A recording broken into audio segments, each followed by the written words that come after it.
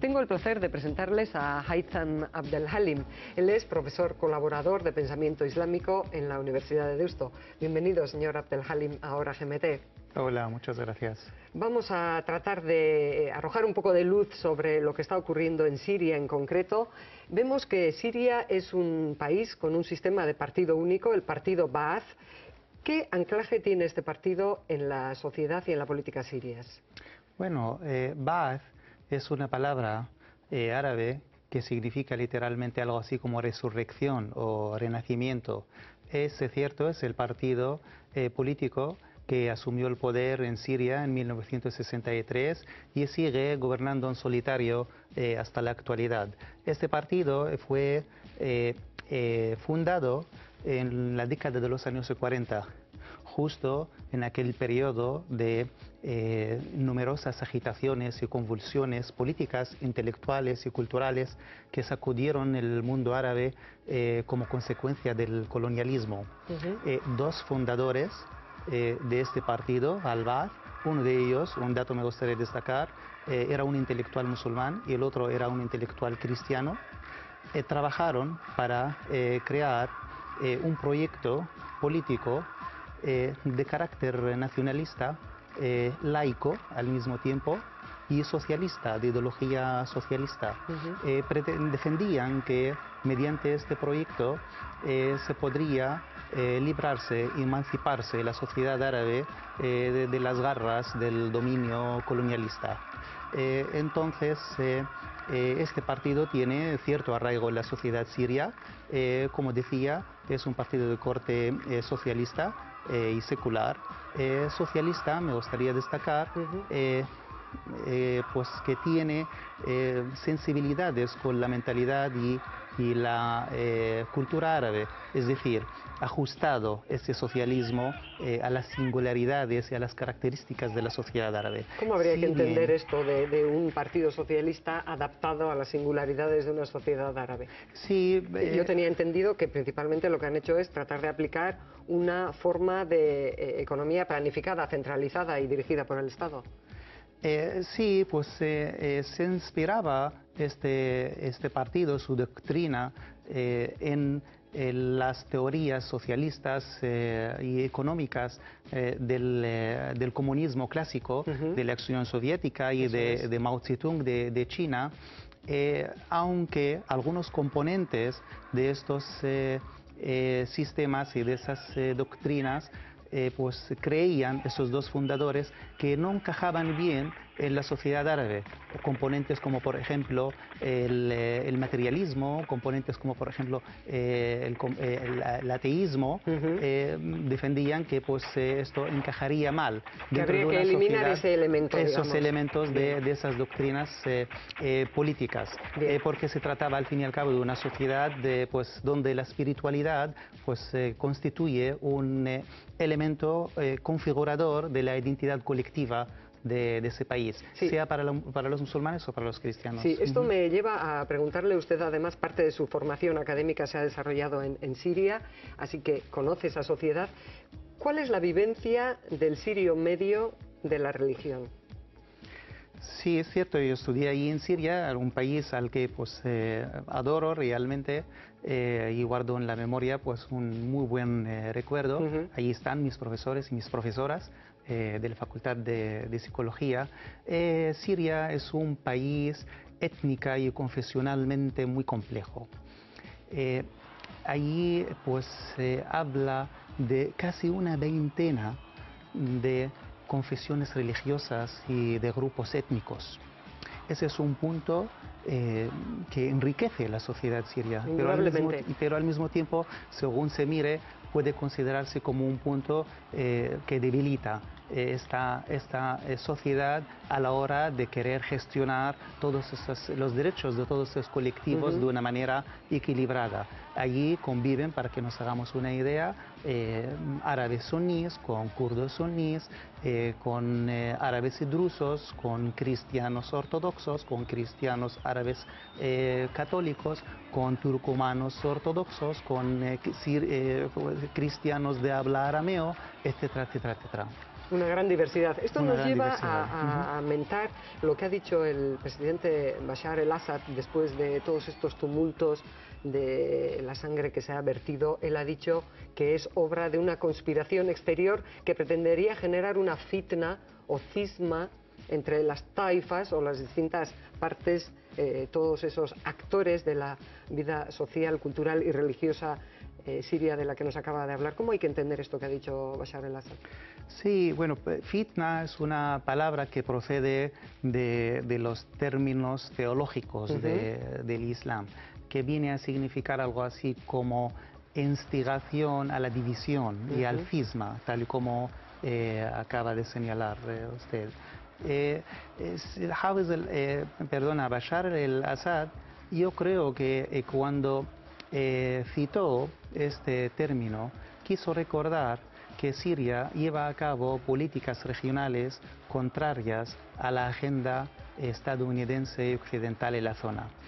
Quiso recordar que Siria pues ha mantenido siempre esta línea pues contraria a los intereses occidentales en la zona.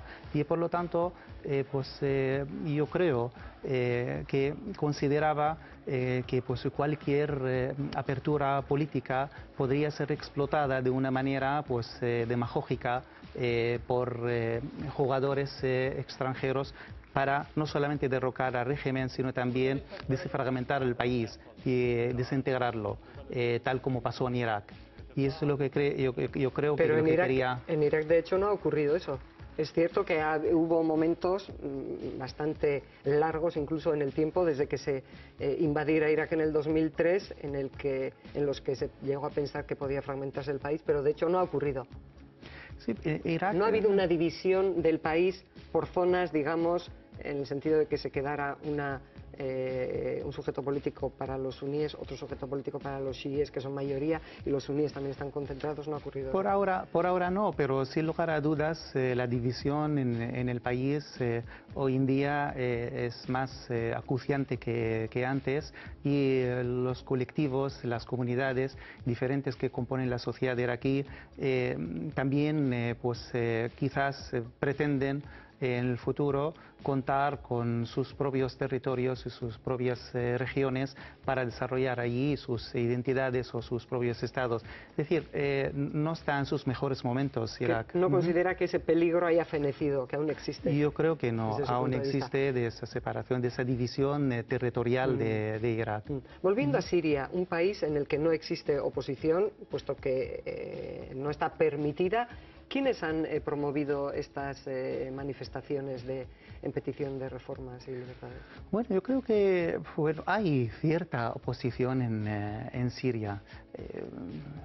Supongo que estaría de acuerdo conmigo en que cualquier idea o obra que desarrolla el ser humano siempre e inevitablemente va a tener contrincantes. Parece que la oposición, si no nace, pues necesariamente no reconocida, se inventa. Al menos, no reconocida. Sí, eso sí, hay una oposición quizás tímida y notoriamente fragmentada en la sociedad de Siria. Y esto creo que se debe a dos hechos básicos. En primer lugar, hay un miedo entre los opositores a manifestar sus desavenencias con el régimen, y miedo a ser arrestados y encarcelados según la ley de emergencia establecida en el país. Pero por otro lado también yo creo que hay otro elemento que explica esta timidez en la oposición. Y de hecho, si la comparamos los movimientos de protesta en Siria con los que tuvieron lugar en Egipto y Túnez, vemos ahí una diferencia abismal. Y por eso el segundo factor yo creo que tiene que ver con el hecho de que estamos ante un gobierno que al parecer cuenta con amplios apoyos por parte de diferentes sectores de la sociedad. Está la comunidad alawí, que representa el 11% de la población. Está la comunidad cristiana, que representa un tanto, el 11% de la población, y una parte de la comunidad suní, todos esos son los principales partidarios de Al-Assad.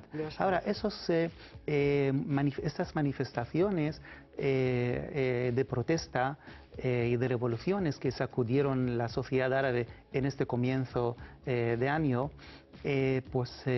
parece que todas tienen un denominador común, como todo el mundo sabe, ¿no? Se gestaron, ¿Cuál sería ese denominador común? Estaría bien que lo verbalizáramos a su juicio. Las exigencias a los derechos, a las libertades, a mayores cotas de igualdades, a la eliminación de la corrupción tan arraigada en esos gobiernos y las élites que gobiernan esos países, entre otras demandas. Sí, ese mosaico social y cultural que es Siria, en él se encuentran los kurdos, se han manifestado también específicamente, ¿sí tendrían algún tipo de aspiración a algún grado de autogobierno? ¿Cómo ve el caso de esta minoría dentro de Siria? Sí, los kurdos representan el 4,5% del total de la población kurda repartida en diferentes países del mundo. En Siria se habla de 1.200.000 kurdos. Sí. Otras estimaciones elevan la cifra hasta llegar a 2 millones de kurdos que viven en el país sirio. Son estimaciones y cifras difíciles de cotejar, dado que no hay estadísticas fiables al respecto. Tienen sus reivindicaciones. Y Bashar al-Assad ha dicho que quiere abordar la cuestión, además.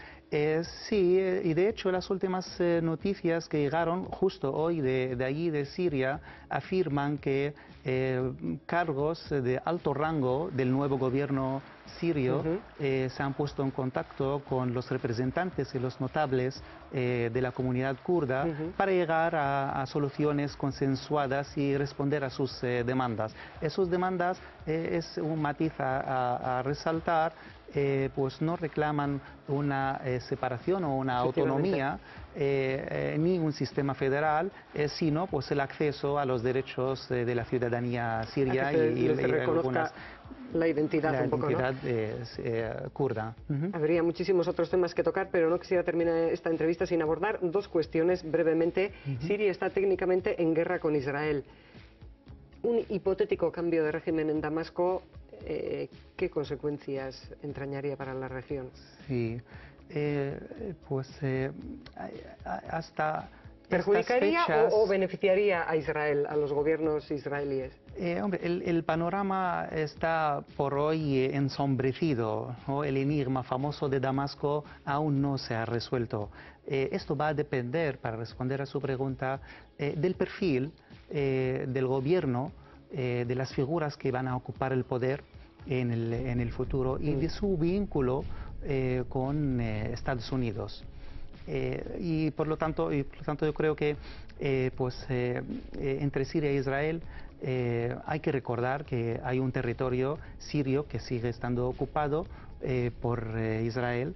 Yo creo que cualquier gobierno que llegara al poder en Siria va a seguir reclamando el derecho a recuperación de estos territorios. De los altos del Golán, efectivamente. Bien. Y finalmente, Siria es un aliado de la teocracia iraní. Este factor, nada desdeñable, juega a favor de una permanencia bien anclada de Bashar al-Assad en el poder. Sí, es cierto, Irán constituye un aliado estratégico de Siria. Los dos forman parte del llamado Mehwar al-Mumana'a, lo que quiere decir el eje de no resignarse a las políticas occidentales en la zona. Y por lo tanto vemos que allí la presión diplomática y las sanciones a las que fue sometido Siria en los últimos años, las sanciones económicas, persiguen debilitar este eje y esta alianza para, pues, al fin y al cabo, pues debilitar también al Estado iraní y a todos los actores en la zona que no están de acuerdo con la agenda, pues, internacional de Estados Unidos en Oriente Medio. Haytham Abdelhalim, profesor colaborador de Historia del Pensamiento Político Islámico, del Pensamiento Islámico en la Universidad de Deusto, muchísimas gracias. Muchas gracias.